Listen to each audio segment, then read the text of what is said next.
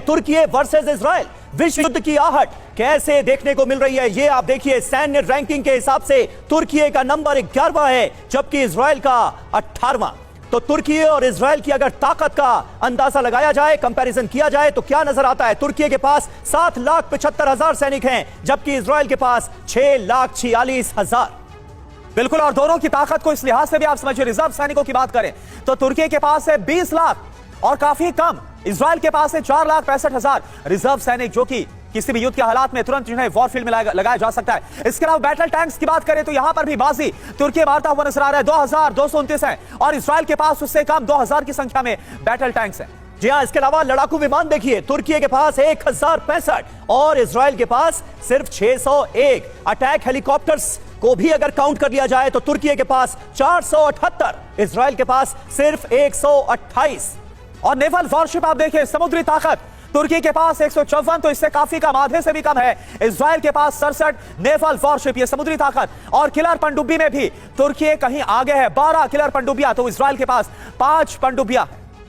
बिल्कुल, तो तुर्की और इजराइल की ताकत का कंपैरिजन हमने आपके लिए किया। अब 60 सेकंड में हमारे एक्सपर्ट्स के जरिए समझते हैं कि क्या इजराइल हमास युद्ध में तुर्की की एंट्री होने वाली है राजपुरोहित साहब, या फिर यह सब कुछ सिर्फ बयानात तक ही सीमित रहेगा? तुर्की का रुख इजराइल के प्रति सख्त तो बहुत नजर आ रहा है।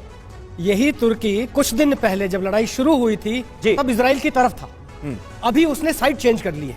तो क्या यह मुस्लिम देशों का प्रतिनिधि करना चाहता है, प्रतिनिधित्व, या ये एक्चुअली में लड़ाई में आना चाहता है? ये अभी तक क्लियर नहीं हुआ है।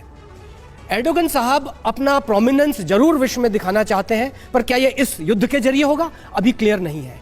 हां, उन्होंने जो हमास के प्रति श्रद्धा दिखाई है, उनके पास बैरक्टर ड्रोन्स हैं, बहुत काबिल ड्रोन्स हैं, आर्मेनिया अजरबैजान में उन्होंने इस्तेमाल किया, क्या वो इस्तेमाल कर पाएंगे, ये भी अभी प्रश्नवाचक चिन्ह इसके ऊपर है।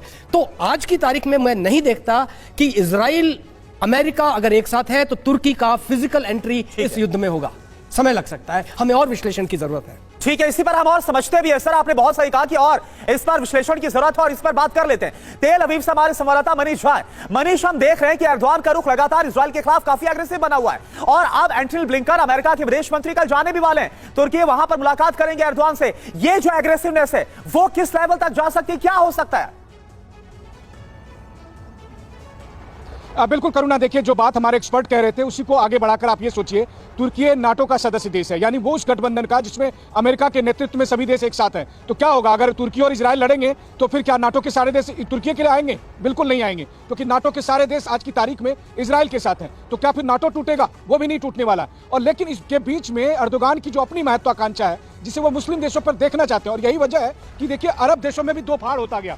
पहले उन्होंने देखा कि ईरान कैसे इस पूरे मसले को लीड करने की कोशिश कर रहा है, फिर अचानक तुर्की की एंट्री हुई, और यही वजह है कि आप देखिए कि सऊदी अरब के डिफेंस मिनिस्टर ने परमिशन दे दी कि हाँ, आप हमारे बेस में जो है सो एयर डिफेंस सिस्टम लगाइए ताकि इजराइल के हमले को रोका जा सके। तो मुझे लगता है कि इस वक्त मुस्लिम वर्ल्ड में इसी बात की आपाधापी है कि अब हमास को पीछे करके खुद कैसे चौधरी बना जाए, और तुर्की उसकी कोशिश कर रहा है। फिलहाल इजराइल के लिए संकट तुर्की नहीं है, फिलहाल इजराइल के लिए संकट इस बात का है कि अमेरिका जो लगातार ये बात कह रहा है कि सीज फायर का दबाव है, सीज फायर का दबाव है, उससे पहले कैसे हमास के ज्यादातर इलाकों को, ज्यादातर ठिकानों का सफाई किया जा सके, ताकि, क्योंकि उन्हें भी पता है कि सीज फायर के बाद फिर बहुत कुछ संभव नहीं हो पाएगा। जी बिल्कुल सही बात है, और ईरान हमास के साथ खड़ा नजर आ रहा है। हमास का चीफ ईरान के सुप्रीम लीडर से तेहरान में मुलाकात करता है। कहीं मुस्लिम वर्ल्ड का खलीफा ईरान तो नहीं बन जाएगा? इस चक्कर में भी ये एग्रेशन तुर्की की तरफ से दिखाया जा रहा है और इनके जरिए एक तरह की पोस्टरिंग की जा रही है। मनीष, कुल मिलाकर जो आपके इजराइल एयरक्राफ्ट के हमले तेज हो गए हैं, एयरक्राफ्ट से फॉस्फोरस बॉम्ब से अटैक किया गया है। अल रिमल के पास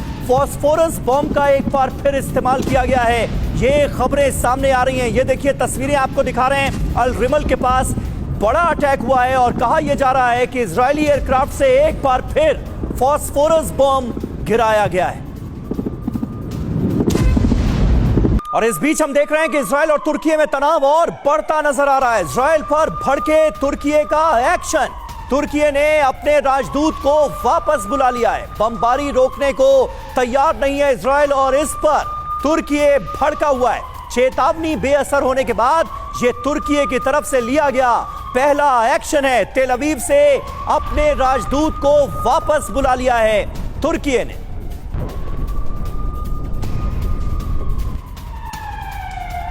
और एक और बड़ी खबर, राजदूत वापस बुलाने पर तुर्की की तरफ से क्या कहा गया, यह भी आप देखिए, बयान आ गया है। इजराइल का असली चेहरा दिखाएंगे, गाजा में युद्ध अपराध साबित करेंगे, इजराइल के खिलाफ एक्शन में है तुर्की। तो तुर्की जो कि खुले तौर पर इजराइल के खिलाफ आज खड़ा हुआ है, उसने कहा है राजदूत को अपने वापस बुलाने के बाद कि हम जो इजराइल है उसका असली चेहरा पूरी दुनिया के सामने रखेंगे। तो तुर्की का ये रोल बहुत अहम हो जाता है क्योंकि तुर्की NATO मेंबर भी